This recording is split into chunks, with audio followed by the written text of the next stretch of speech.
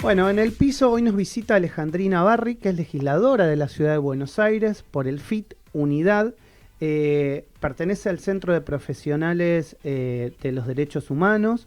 Y la verdad que hacía mucho que quería conversar con ella personalmente. Lo he hecho durante el año pasado, en el medio de la campaña y también en alguna otra oportunidad, pero después de la pandemia ya retomamos el cara a cara, lo presencial, y acá la tenemos a Alejandrina. ¿Cómo te va? Buen día. ¿Qué tal? Buenos días, ¿cómo están? ¿Cómo andas? ¿Bien? Bien, bien, y es bueno también el cara a Sí, cara totalmente, nuevamente. totalmente. Siempre, Sí, a mí me gusta mucho, porque además uno se nota los gestos, notamos las expresiones y también nos entendemos de otra manera. sí, claro. Les cuento a los oyentes que pertenece a la Comisión de Derechos Humanos, Garantías Constitucionales y Antidiscriminación, y también estás en la de Educación, Ciencia y Tecnología, ¿verdad? Sí, Son las dos comisiones y que integrás. como vicepresidente de la Comisión de Violencia Institucional. Perfecto. Bueno, me gustaría que le cuentes a los oyentes brevemente un poco tu historia personal, aquellos que no la conocen. Tanto tu mamá como tu papá fueron muertos por la última dictadura militar en el Uruguay, ¿es así? Sí, sí, sí, ellos fueron parte, estaban conmigo en ese momento de lo que fue el operativo Cóndor. Ujú, Hace poquito lo recordé porque falleció Miguel Ángel Estrella. ujú, Y bueno, él había sido secuestrado en el mismo momento en el operativo bueno, que matan a mis padres, me secuestran a mí. De hecho, compartimos centro de detención, yo sin saberlo, no tenía obvio. menos de 3 años, pero fue una persona que me ayudó mucho a conocer también lo que había pasado, ¿no? Conocer la verdadera historia, que es una pelea que sigue hasta el día de hoy. Claro. Eh, yo tengo una causa junto con Miriam Breckman, que es mi abogada, que venimos peleando contra los civiles, la ex editorial Atlántida, porque en el momento de este operativo, yo secuestrada por los militares, bueno, montan una campaña en las principales revistas que tenía la editorial, poniéndome a mí como terrorista, mis padres como terroristas subversivos, fabricadores de huérfanos y que me habían abandonado. Y bueno, es una pelea que venimos dando hace mucho tiempo. Yo siempre digo que la impunidad no es un problema del pasado, sino que tiene que ver con el presente, tanto en relación a los militares, que muchos de ellos hemos logrado con una lucha colectiva, con los sobrevivientes, que aportaron todo tipo de testimonios, que la realidad que los juicios en este país se pudieron hacer porque existieron esos Exacto. sobrevivientes que aportaron. No por información del Estado, de hecho hemos presentado muchas veces la necesidad de que se abran los archivos de la represión, y en mi caso lo logramos, demostrando que esos archivos Ujú, existen, pero que la impunidad tiene que ver, mira, yo estoy en la legislatura y hay un, bueno, bloque de libertarios muy importante, entonces es un tema fuerte, ¿no? Incluso cuando fue el 24 de marzo. Y yo decía una cosa, la provocación de los libertarios de decir no fueron 30.000, esta nueva teoría de los dos demonios, más a la derecha, tiene que ver con el pasado, sí, tiene que ver con el pasado, con esto de, bueno, querer volver a la impunidad de sus amigos represores, pero también tiene que ver con el presente, porque es cambiar la memoria y es legitimar la violencia estatal en la actualidad, digo, cuestiones que necesitan para, digo, beneficiar a sus amigos empresarios. ujú. Pero bueno, la pelea contra la impunidad creo que es una pelea por eso que sigue vigente, y los que sí son intocables son los civiles. ¿Y cómo ves el rol de la justicia en todo este proceso, digamos, desde los primeros juzgamientos a la junta militar a hoy? ¿Crees que la justicia avanza, sigue avanzando, es muy lenta, o pensás que la justicia como que tuvo que ir renovándose para que veamos los resultados que estamos viendo hoy, por ejemplo, en causas personales tuyas? Mira, yo creo que la justicia lenta es la parte benévola que podría decir. Mm, Más bien fue uno de los poderes que garantizó la impunidad en forma, te diría, salvo alguna excepción, en forma absoluta. Por eso todo lo que, yo siempre cuento esto porque me parece que se tiene que conocer la verdadera historia, que los juicios se pudieron primero abrir por la enorme movilización de la gente. de la De los gente, damnificados. Claro. claro, de muchísimos, muchísimos años, que no se bajó las banderas, que a pesar de todo, las leyes de impunidad, se siguió movilizando. Y después, en los propios juicios, todo lo que tuvo que ver con pruebas, todo absolutamente, fue por los testimonios de sobrevivientes, de familiares, de compañeros. O sea, los juicios se pudieron armar y se siguen armando gracias a eso. No sé, bueno, recordemos el caso de Julio López, ¿no? Que todavía claro. Nunca más se lo encontró e iba a testificar en una causa fundamental por violación claro, de los derechos humanos. En la causa de Checolás, bueno, también Miriam era abogada, y es el día de hoy que realmente no sabemos nada, pero que donde se construyó una impunidad, ¿no? Ahí fue como de los distintos poderes del Estado una política para garantizar eso, ¿no? Para garantizar que sea el día de hoy que no sepamos absolutamente nada de qué pasó con Julio. ¿Cómo ves, digamos, el rol de la legislatura, que es el espacio institucional en el que vos estás, en este tema puntualmente? ¿Crees que la legislatura, más allá del espacio de los libertarios, ha avanzado? Cuando ustedes presentan algún proyecto relacionado con derechos humanos, ¿tienen el consenso de los bloques mayoritarios o ves que también algunos bloques mayoritarios hacen los sonsos o los distraídos? Mira, el otro día fue todo un debate porque yo presenté un proyecto de repudio a lo que había sido el ataque por parte de los militantes de República de Estados Unidos a la estación de Rodolfo Walsh, y se negaron a votarlo. Ni siquiera se negaron a que pase a la sesión. Yo lo denuncié en la propia sesión. Y estos son los bloques mayoritarios, digamos, no son los libertarios. El PRO, claro, por eso. Sí, a eso me refiero. En el caso del, claro, en el caso del PRO, bueno, no lo permitieron, y yo planteé que era muy grave porque aparte se había presentado incluso hasta un proyecto que pretendía eliminar el nombre de Rodolfo Walsh de la estación, ¿no? Miren qué provocación. Entonces, bueno, la verdad es que poco. Hay algunos proyectos que hemos logrado, pudimos colocar baldosas, placas, en San Cristóbal, de mamás desaparecidas. Bueno, estuvimos peleándola mucho ahí, distintas personalidades destacadas en el ámbito de los derechos humanos, también pudimos lograrlo, pero digo, todo lo que tiene que ver con esto que te decía, una cosa tan evidente, el ataque a Rodolfo Walsh, o todo lo que tiene que ver con la represión actual, ¿no? Que ahí justamente es la gran discusión, porque más bien... ¿Cómo ves, digamos, en este caso a la policía de la ciudad respecto a las manifestaciones? No, y la policía de la ciudad, es una policía que tiene en su haber, será nueva, pero nosotros hemos descubierto muchas cosas. Hace unos años nos entregaron un listado después de insistentes pedidos que habíamos hecho, que todavía existían en la fuerza, 282 policías que venían de la dictadura y que ocupaban... ¿Hasta hace cuánto tiempo? Y hace 3, 4 años ¡Qué atrás. bárbaro! Sí. Nosotras insistíamos con Miriam, porque lo hemos presentado también en el Congreso de la Nación, insistíamos, decían que no, lo negaban, hasta que en un momento tantos pedidos de informe que presentaron, sí, nos dieron una nómina de 282 policías que habían sido parte de la dictadura y que ocupaban altos mandos. Eso para darte un ejemplo y que explica también de alguna manera... ¿Y cómo está eso? ¿Y en qué estado? Claro. ¿Se pasaron a disponibilidad? ¿O no, por supuesto que no, nos entregaron casi como un mensaje, sí, los tenemos y qué. O sea, siguen estando hoy muchos en la... Algunos puede ser que no estén porque se hayan jubilado por un problema de edad. Por edad, o sea, no por una decisión como política. Consecuencia de la investigación. No. No, más bien el mensaje fue lo contrario. Pero bueno, la policía de la ciudad, mira, con Miriam en la comisión esta que te cuento contra la violencia institucional hemos hecho de todo, porque la persecución a los vendedores ambulantes, a la comunidad senegalesa, la represión en manifestaciones es una práctica casi cotidiana, ¿no? Bueno, y ahora lo que está en discusión, y cada vez que pasa un hecho de violencia, se trae nuevamente, digamos, el debate, que es el uso de las pistolas Taser, y que lo está pidiendo también el gobierno de la ciudad. ¿Qué pensás al respecto? Son un arma de tortura, lo hemos dicho claramente en distintos lugares del mundo, se ha comprobado, el gobierno insiste, para tener, en un momento de crisis social, todas las medidas tienden a tener mayores políticas represivas.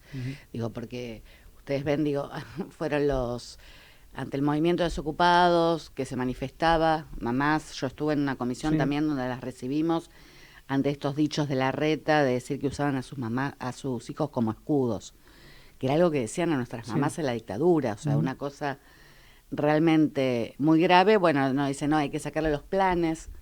Digo, realmente es una cosa casi inmoral las discusiones que se están dando. Y ante eso, las únicas políticas que proponen son políticas represivas. O que hay que encarcelar a los dirigentes, o que hay que usar pistolas Taser, que claramente se ha demostrado que es un arma de tortura. Y que no es verdad que no es letal. Bien. Tuvimos esa discusión, perdón, con Leandro Santoro también. Me acuerdo, no fue solo una discusión con el oficialismo, sino también fue con Leandro Santoro, muy dura en relación a que muchos organismos de derechos humanos hemos hecho investigaciones, hemos presentado causas, etcétera, y no puede haber salido tan livianamente a decir, no, yo estoy de acuerdo de usarlas cuando está demostrado su letalidad. ¿Por qué crees que hay un sector importante, no sé si te diría mayoritario, pero sí importante de la gente que cuando se hablan estos temas en los medios de comunicación dicen, bueno, pero la izquierda entonces que defiende al delincuente? ¿Por qué crees que, digamos, muchos hacen esas afirmaciones?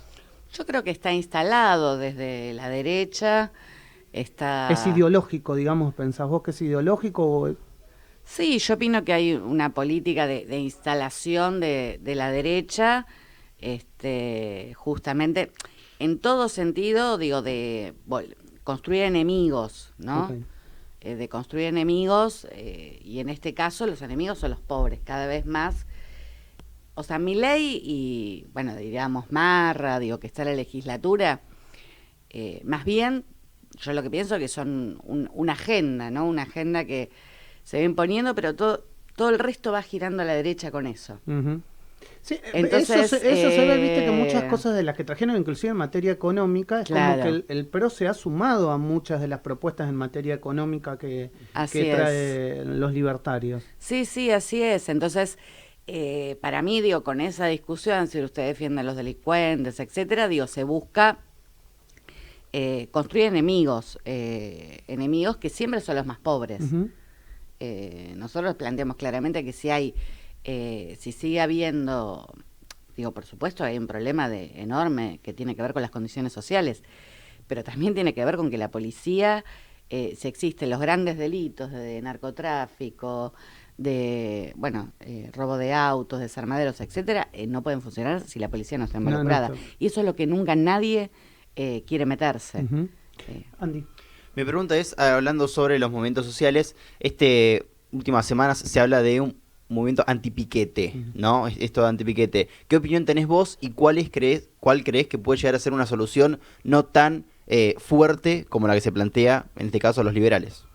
Mira, el movimiento antipiquetes por ahora es, es Marra y punto, ¿no?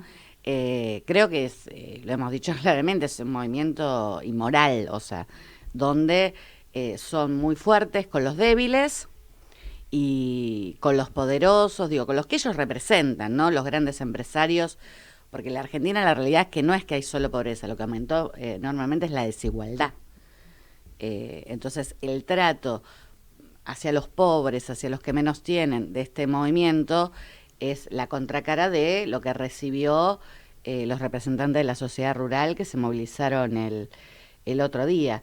Yo creo que la discusión, para nosotros, por supuesto, que repudiamos cualquier tipo de estigmatización, de política represiva contra los que menos tienen, pero queremos discutir una salida de fondo, que es el problema de cómo crear trabajo genuino. Nosotros estamos planteando hace bastante tiempo la necesidad de reducir la jornada laboral a 6 horas, 5 días a la semana, que con estudios que se han hecho, con eso se podrían repartir las horas de trabajo y crear 1 millón de puestos de trabajo en las principales empresas. Sí, fue una propuesta de campaña incluso. Fue una propuesta de campaña, y yo justamente, Alejandrina, te iba a preguntar en base a eso, o sea, más allá, porque esta es una propuesta de la línea de izquierda que está muy sostenida, pero como que pareciera que la gente pide algo más en relación a esta situación de generar puestos de trabajo. ¿Ustedes tienen algunos otros planteos en relación a esto?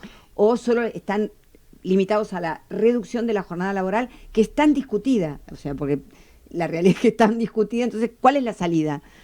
Porque viste que el empresariado se resiste a esto, ¿no? Porque dice que, bueno, que sería repartir, pero no crear, el hecho de quitar para, ¿se entiende? Entonces yo digo, ¿cuál sería la...? No, en principio digo, lo que dice el empresariado, por supuesto que va a decir cualquier cosa para no afectar sus ganancias. Nosotros lo que estamos planteando es reducción de la jornada laboral sin disminución salarial para crear nuevos puestos de trabajo. Ustedes piensen, en una misma familia está alguien que está desocupado, que tiene que movilizarse, y en la misma familia está alguien que trabaja 12, 14 horas. Ujú. O sea, ahí no hay racionalidad. Ahora viene el 1 de mayo, ¿no? Digo, ustedes piensan, la pelea de los trabajadores de hace un siglo era por conseguir las 8 horas. O sea, no es que ahora, con el avance de la ciencia, de la tecnología que ha habido durante el siglo, bueno, ¿por qué no podemos discutir que eso sea puesto al servicio de los trabajadores y el pueblo? O sea, que pueda haber condiciones para trabajar en mejores condiciones y que todos tengan trabajo. Ahora sí, nosotros no decimos que es una pelea fácil, por supuesto que eso va a ir contra las ganancias de los empresarios, digo, por eso salen tan furiosamente ellos y sus defensores, como los libertarios propios, a atacar eso, porque saben que nosotros lo que estamos defendiendo es el derecho de los trabajadores y el pueblo. ¿Cómo salís de esta situación de miseria que vive la Argentina hace décadas? Bueno, tenés que plantear medidas de fondo. Por supuesto, en el medio nosotros vamos peleando, primero que estamos en cada conflicto Sí. que hay, por aumento salarial, contra los Y despidos. se los ve. Presentamos Y se un los ve, proyecto a la sí. legislatura que Totalmente. se aumente el salario en forma inmediata. O sea, vamos con medidas en el medio, pero consideramos que tenemos que discutir de fondo realmente qué es lo que necesita para cambiar la situación estructural, y es algo que se está discutiendo en distintos lugares del mundo. Sí, sí, sí. Lo que pasa que el problema, el otro día, bueno, un compañero decía, y yo creo que tenía razón, que lo que se está dando sobre todo es tribunas a la derecha. Porque la derecha puede decir desembosadamente... ¿Pero por qué es eso? ¿Porque miden? ¿Por qué crees? Porque, digamos, es verdad lo que vos decís. Hoy se le da mucho más espacio de lo que tenía antes. A lo mejor, cuando vos lo escuchabas a Milei en un streaming o en una radio de internet como esta, porque, digamos, nosotros lo hemos entrevistado hace mucho tiempo, por ahí no tenía ese lugar en los grandes medios de comunicación, porque decían, ¿qué lo voy a entrevistar? Los grandes medios decían eso, ¿qué lo voy a entrevistar a esta? Y hoy ese lugar sí lo tiene. Entonces, ¿qué pasó en el medio? ¿Es porque la gente está ávida de escuchar ese discurso o en realidad hay una cosa orquestada por parte de los grandes medios? ¿Qué pasa? Yo creo que hay una parte que es orquestada, evidentemente, porque hasta incluso financiada, claro. medios que son opositores lo llevan a Milei.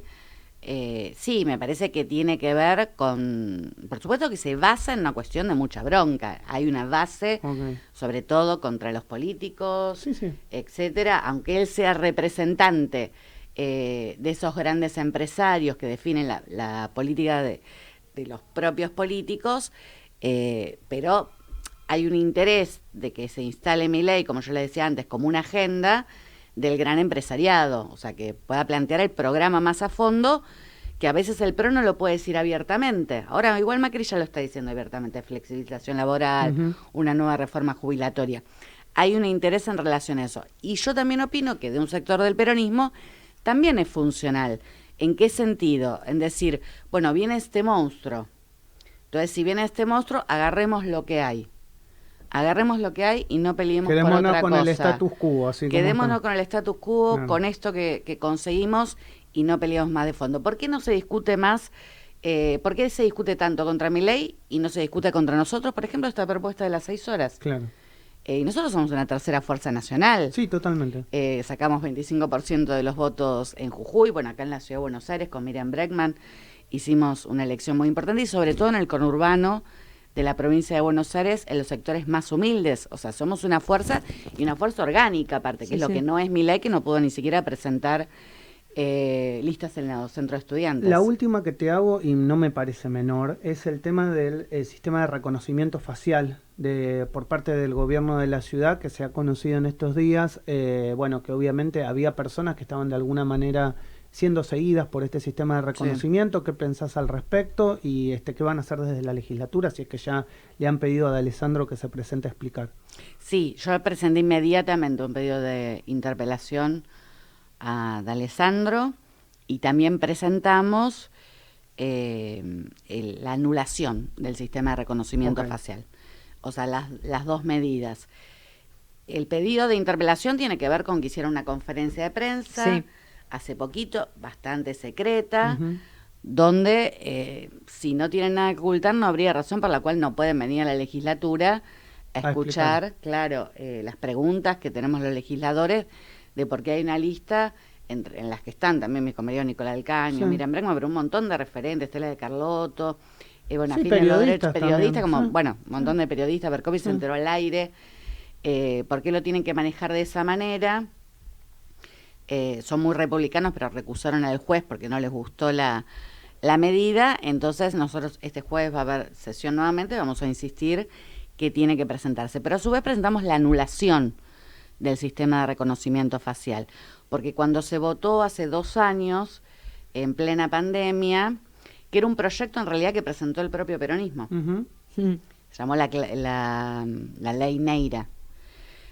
Los organismos de derechos humanos, cuando se enteraron, incluso especializados en este tema, empezaron a mandar cartas y todo, y nosotras también fuimos a la Comisión de Seguridad donde se estaba tratando y todo, diciendo que tenían razón porque es un sistema, por un lado, que en todo el mundo se demostró que era discriminatorio, que se ha utilizado para el espionaje político y sobre todo para la criminalización de la protesta social. En Estados Unidos, en ciudades como San Francisco, por ejemplo, se prohibió directamente. En Inglaterra, Reino Unido también, en distintas ciudades, que está cuestionado en todo el mundo. ¿Y por qué en ese marco le íbamos a dar a Larreta, Macri y compañía, si algo que han hecho es espiar, es hacer espionaje político, un arma de esta herramienta, que viola la privacidad de las personas, que es discriminatorio y que se está demostrando que se usó para el espionaje político? Por ahora es judicial y avanza la causa judicial, pero a nivel político no se van a presentar en legislatura nadie a explicar nada. Hasta ahora no respondieron nada, por supuesto nosotros vamos a seguir insistiendo. No, eso es escandaloso porque realmente... Sí, porque digamos, si uno te quieren preguntar, tendrías que sentarte a explicar, por más que te guste o no te guste lo que te preguntan. Claro, es una cuestión mínima de poder explicar ante los legisladores y ante la sociedad. Lo que pasa es que los legisladores podemos preguntar. Hicieron esa conferencia de prensa chiquita, secreta, donde hubo periodistas, obviamente, pero todas las preguntas que teníamos para hacerle, hasta ahora se niegan a venir a la legislatura a hacerlo. Alejandrina, gracias por venir a Radio Sónica, espero que no sea la última. No. Muchas gracias a ustedes por invitarme. Alejandrina Barri es legisladora de la Ciudad de Buenos Aires del Frente de Izquierda y de los Trabajadores Unidad.